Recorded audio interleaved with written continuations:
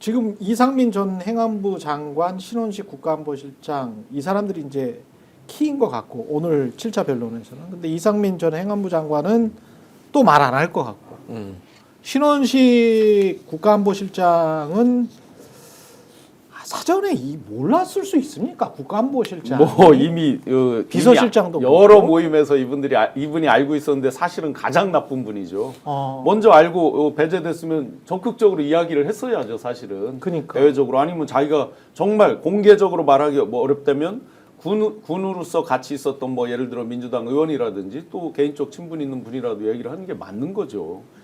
이 사람이 사전에 알았다면 찬성을 했는지 뭐 이렇게 그냥 부안 애독했는지 이런 것들도 좀 사실은 따져봐야 되는 거 아니에요? 그러니까 신원식의 그동안의 예. 입장은 뭐였냐면은 본인이 국방부 장관 시절에도 이거는 반대했다. 저는 그리고 그럴 가능성이 높다고 봐요. 그러니까 김용현으로 교체를 한 거고. 그렇죠. 특히 이제 장호진 국가안보실장이 특보로 가고 그쪽으로 갔잖아요. 예. 장호진도 제가 알기로는 장호진도 알았을 가능성이 높고 여러 정황으로 봤을 때 장호진이 국가안보실장 하다가 특보론가 갔죠. 그 자리를 신원식이 갔잖아요. 갔잖아요. 신원식이 국방부 장관을 김용현이 갔고. 근데 이제 이게 반대의 정도가 네. 장호진은 외교관 출신이잖아요. 그렇죠. 이거는 말이 안 된다. 거의 이 수준인 걸로 지금 보이고요. 아, 좀 여러 가지 장호진은. 제가 구체적으로 말씀드리기 어려운 게 있는데 그런 정황들이 있어요. 어쨌든 장호진은 그 시점은 이미 9월인데. 예. 9월이야. 그러니까 예. 그리고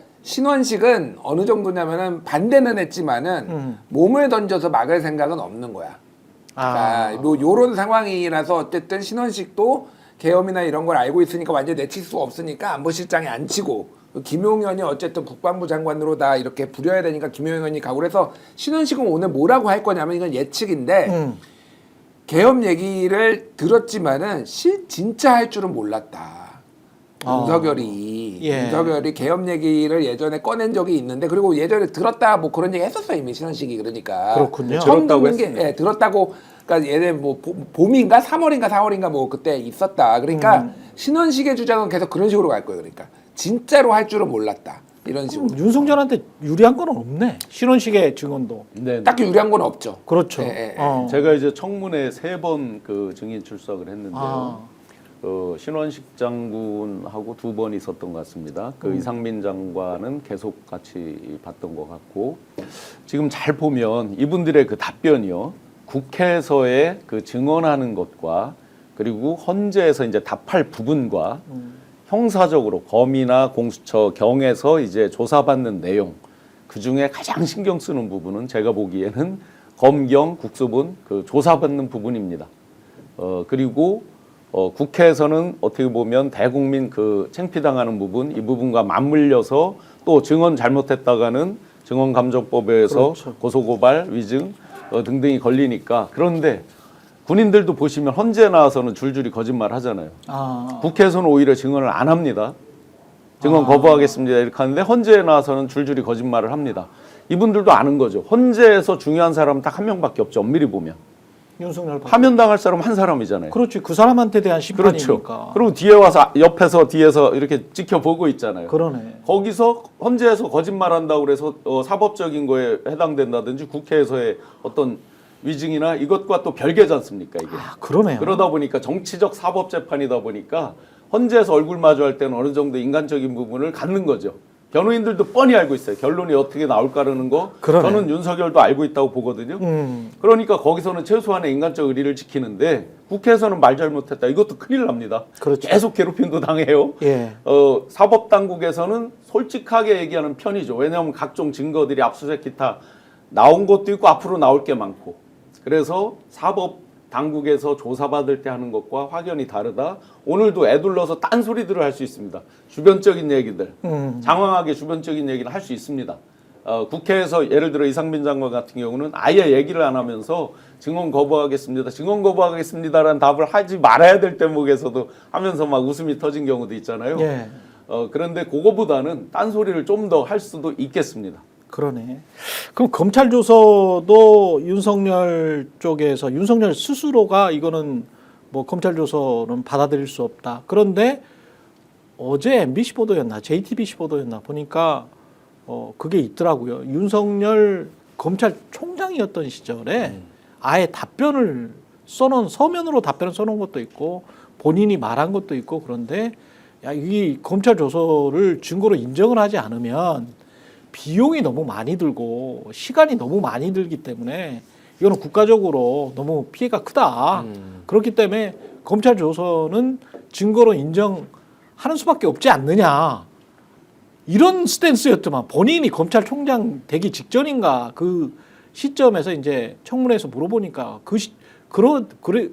그랬는데 이제 본인은 본인과 관련된 검찰 조서는 증거로 인정해서는 안 된다. 이렇게 지금 이야기하고 있는 그게 거잖아요. 이제 상황 따라서 변하는 거죠. 네. 화장실 들어갈 때 다르고 나올 때 다르고 검사일 때 다르고 피해자일 때 다르고. 이게 거짓말쟁이야. 그러니까 지 유리할 대로만 맨날 상황에 갖다 붙이는 거짓말쟁이, 거예요. 원래. 거짓말쟁이.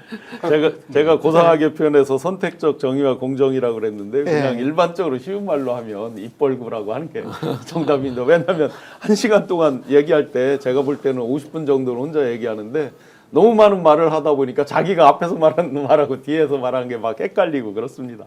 그러니까 그때 당시에 검찰이 일반적으로 다 그 동일한 주장을 또 했죠. 그 당시에는. 근데 이게 아까도 말씀드렸지만 형사재판에서 그 피의자의 인권을 고려하자라는 취지에서 이제 그렇게 재판 절차를 공판 중심주의로 가자라고 하는 그 부분하고 지금 일종의 이제 파면이냐 아니냐를 다뤄야 되는 징계 재판에서 이제 그 근거를 어떻게 판단할 거냐의 문제는 근본적으로 다른 거죠. 네. 형사 재판에서는 가령 형사 재판에서 결론이 어떻게 나느냐에 따라서 피의자의 인신이 구속되고 그렇죠. 그러니까 기본권이 제한되지 않습니까? 이거는 그렇죠. 그렇다라고 하면은 그 사람의 어떤 이 최소한의 방어권 이런 것들을 최대한 보장하기 위해서 공판 중심주의가 있는 것이고 그렇죠. 그것에 따라서 피의자가 인정하지 않는 조서 능력이나 이런 것들은 이 증거 능력이나 이런 것들을 제한해야 될 필요성도 있죠. 예를 오히려 들면 형사재판에서는 네. 더 검사가 조사 과정에서 예를 들면 어떤 장난을 치고 뭐 이런 것들에 대한 어떤 우려나 이런 것들이 과거에 있었고 그게 현실적으로 또 존재했지 않았습니까? 그런 것들이 있으니까 이제 그런 조치가 있는 것이고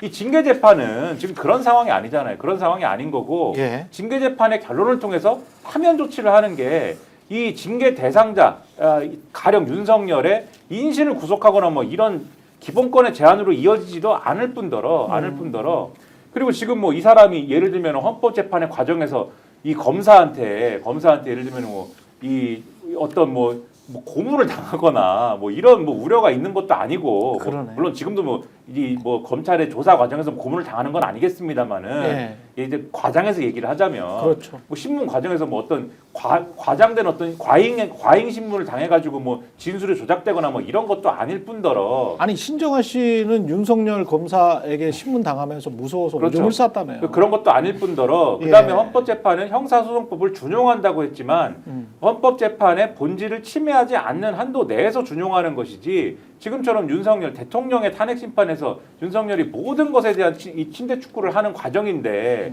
그러한 과정에서 예를 들면 검찰에서의 수사 기록을 다 그러면 지금 막 부동의한다고 하는데 그런 검찰에서의 수사 기록을 다 부동의하면은 헌재 탄핵 심판 이 헌법재판소에 검사가 따로 있는 것도 아닌데 검사가 출석해가지고 수사 기록을 따로 제출하는 것도 아닌데 그러네. 거기서 그럼 헌법재판 과정에서 그러면 다시 처음부터 다 조사합시다 이럴 수도 없는 것인데 그렇죠. 그것이 어떻게 윤석열의 주장대로 다 받아들여지겠습니까? 그래서 그런 것들을 고려하면은 무리한 주장을 계속 하고 있는 거다라는 걸 다시 한번 확인할 수밖에 없는 거죠. 스픽스는 말하는 언론입니다. 대세는 유튜브, 그중에서 스픽스. 좋아요, 댓글, 구독, 알림 설정. 여러분이 저희를 사랑해 주시고 우리가 여러분을 사랑하는 4가지 방법입니다.